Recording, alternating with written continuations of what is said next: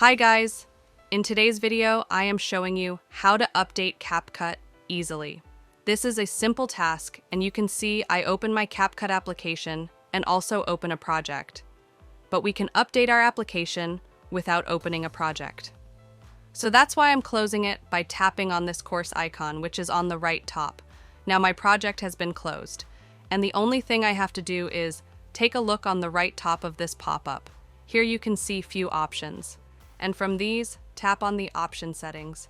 And here, take a look on the last option. This one is the version. It's the current version of my Capcut application. So if you want to update, then tap on it and tap on this option. Check for updates. After tapping on that, will start searching for new update, and you can see new version is available. Now if you want to install, then tap on this install now. Then your version will be updated. And it was the primary way by which you can update Capcut PC easily